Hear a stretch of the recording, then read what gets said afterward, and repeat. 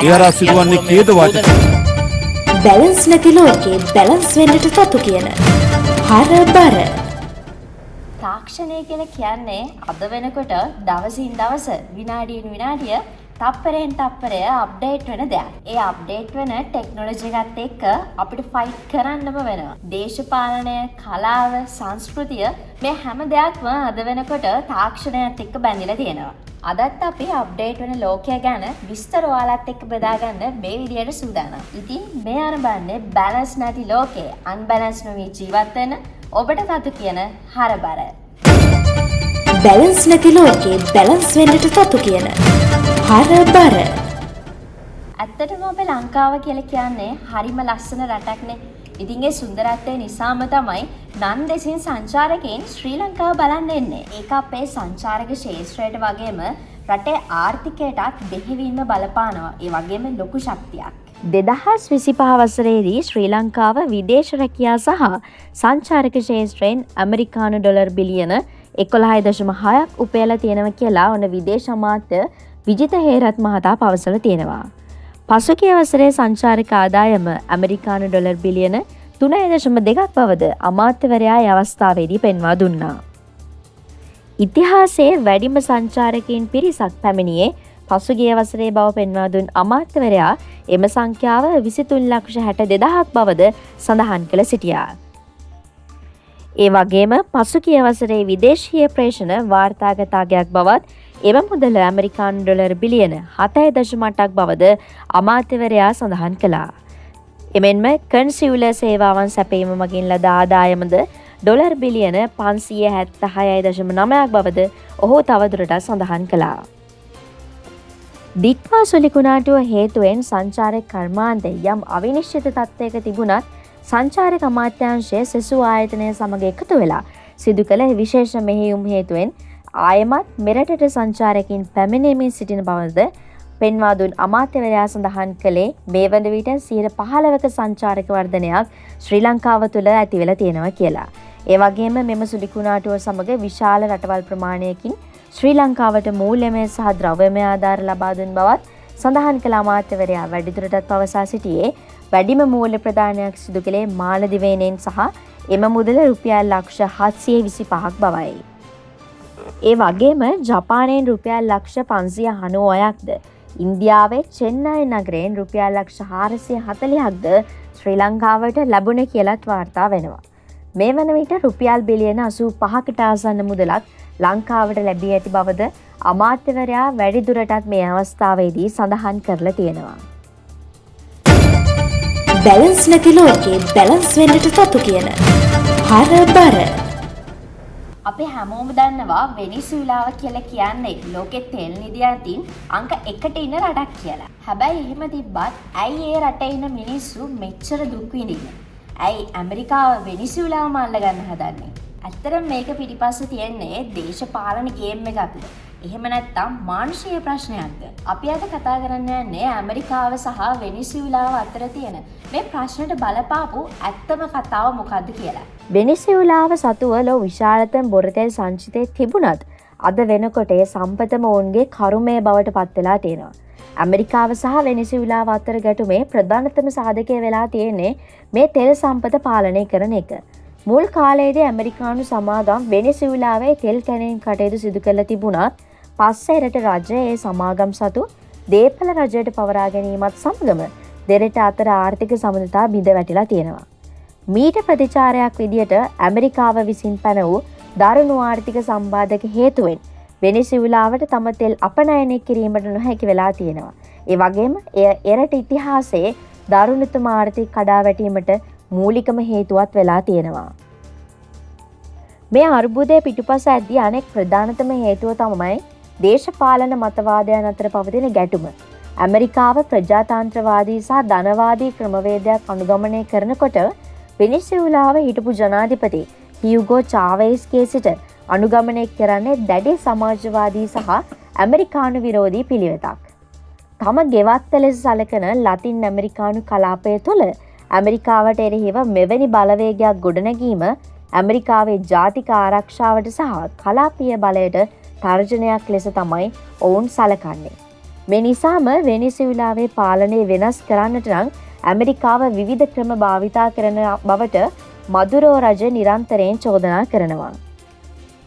වෙනිසුලාවේ පවතින දේශපාලන අස්ථාවරත්වය තීව්‍රවීමට එරට මැතිවරණවල පවතින විනිවිධභාවය පිළිබඳ ප්‍රශ්නය දැඩිව බලපානවා. වත්මන් ජනාධිපති නිකොලස් මදුරෝ ජයග්‍රහණය කළ මැතිවරණ දූෂිත බව පවසමින් ඇමරිකාව ඇතුළු බටහිර රටවල් එම ප්‍රතිඵල පිළිගැනීම ප්‍රතික්ෂේප කරලා තියෙනවා. ඒ වෙනුවට ඔවුන් එරට විපක්ෂ නායකයන්ට සහයෝගය දක්වන අතර මදුරෝ රජය තමන්ගේ පැවැත්ම සඳහා රුසියාව සහ චීනය වැනි ඇමරිකාවේ ප්‍රතිදේහී රටවල් සමග දැඩි සම්බන්ධතා පවත්වනවා. මෙම තත්ත්වය නිසා වෙනිසුලානු ප්‍රශ්නය හුදෙක් දේශීය ගැටලුවක් නොවී ප්‍රබල රටවල් එකිනෙකා සමග ගැටෙන ජාත්‍යන්තර දේශපාලන ක්‍රීඩා පිටියක් බවට පත්වෙලා තියෙනවා. බැලන්ස් නැති ලෝකේ බැලන්ස් වෙන්නට තතු කියන හරබර අපේ රටේ විවිධ ක්ෂේත්‍රවල හැංගිලා ඉන්න ඒ වගේම කැපවීමෙන් වැඩ කරන දක්ෂයින් වගේ කරන එක ඉතාම වටින දෙයක්. ඉතින් ඒ වගේ ලස්සන වැඩක් මේ මාසේ 4 වෙනිදා කොළඹ ශ්‍රැංග්‍රීලා හෝටලයේදී පැවැත්වුණා. ඒ තමයි පිනකල් සම්මාන උළෙල. ඉතින් ඒ වගේ ඇගීමක් කරන එක මේ දක්ෂයින්ට ලොකු හයියක්. අපි බලමු එදා රාත්‍රියේ මොනවාද සිද්ධ වුනේ කියලා. එදා රාත්‍රියේ ශේෂ්ත්‍ර කිහිපයකම දක්ෂයින් රසක් සම්මානයෙන් පිදුම් ලැබුවා.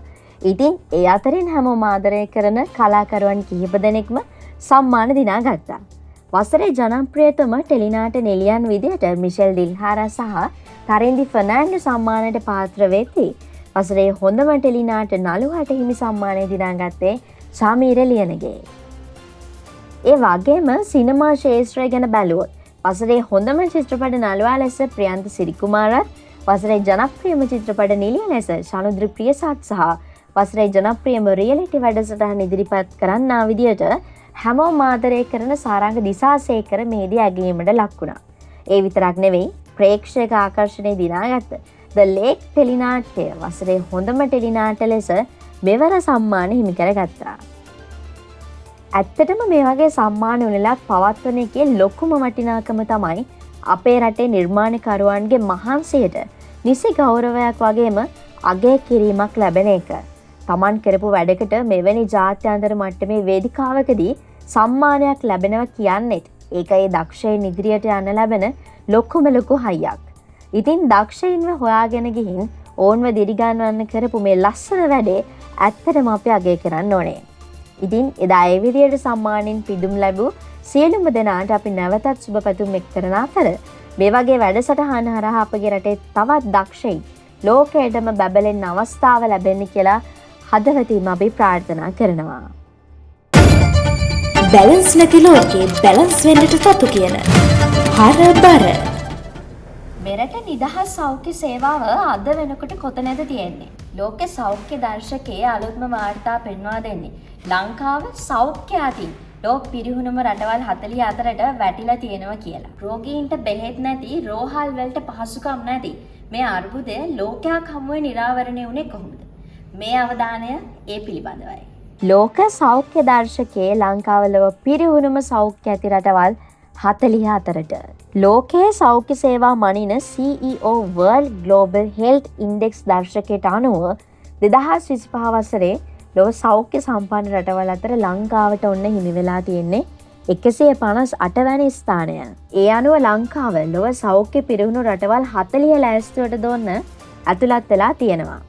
සෞඛ්‍ය සම්පන්න ජීවන අපේක්ෂාව, රුධිර පීඩන මට්ටම්, රුධිරයේ සීනි මට්ටම්, ස්ථූලතාවය, විෂාදය ඇතිවීමේ ප්‍රවණතාවය, සමස්ත සන්තුෂ්ටිය, මධ්‍යසාර භාවිතය, දුම්කොළ භාවිතය, ශාරීරික ක්‍රියාකාරීත්වය, ඒ වගේම රජය සෞඛ්‍ය සේවාව වෙනුවෙන් වැය කරන මුදල සැලකිලිට අරගෙන තමයි මේ දර්ශකය නිර්මාණය කරලා තියෙන්නේ. ලෝක සෞඛ්‍ය සංවිධානයට අනුව ලංකාවේ මරණවලටත් ප්‍රධානතම හේතුව වෙලා තියෙන්නේ ආඝාතය සහ හෘදයාබාධය කියන රෝග ලක්ෂණ දෙක. කොහොම වුණත් ශ්‍රී ලාංකිකයන්ගේ ආයු අපේක්ෂාව කලින් අවුරුදු වලට වඩා 5.72කින් වර්ධනය වෙලා තියෙනවා. ඒ වගේම යුද්ධයෙන් බැටකන උපසහරානු අප්‍රිකාව මේ දර්ශකයේ පහළින්ම සිටින රට බවටත් වාර්තා වෙලා තියෙනවා. ලංකාවේ මහජන සෞඛ්‍ය පිරිහීමට ප්‍රධානතම වශයෙන් හේතු වෙලා තියෙන්නේ වැරදි ආහාර පුරුදු සහ ව්‍යායාම මදකම බවද එම වාර්තාවේ මේ වන විට සඳහන් වෙනවා. බැලන්ස් නැති ලෝකේ බැලන්ස් වෙන්නට තතු කියන හරබර. ඉතින් තවත් දවසකින් රටේ ලෝකයේ සිදුවෙන දේවල් ගැන කවුරුත් දන්න නොදන්න දේවල් එක්ක අපි නැවත හමු වෙමු.